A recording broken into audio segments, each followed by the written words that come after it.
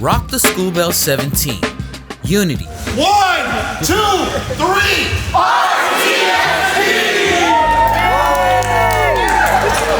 A day when students, educators, and community leaders come together and keep the legacy of hip-hop culture alive through higher education.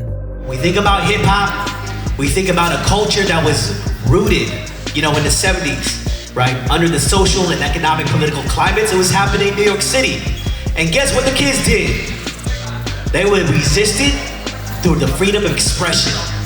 So we're super proud to be a college that acknowledges the importance of that culture and be able to articulate that through the many workshops that you're all gonna be engaging in today. This is just a brief history of hip hop. So there was this girl in the Bronx and her older brother was DJ Kool Herc. She wanted to raise money for school supplies and she was like, yo, let's throw a party.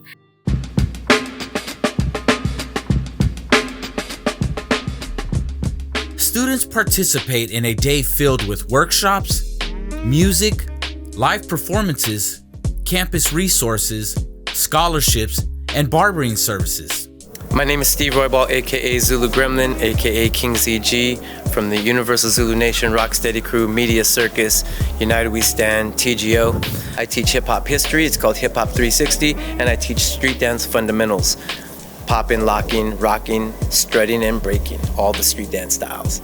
That sets the theme up of what we're going to be doing today. We're going to be talking a whole lot about stories. We're going to be looking at the way that stories are reflected in media and reflected in music, and also the stories that we have in our own lives. When we talk about hip-hop was very, very important because folks that were growing up in the Bronx and in New York, and even on the West Coast, when you are ripped away from resources, when you are ripped away from services at schools, when they take away programs, there are ways that you could represent yourself, and that's what hip-hop does.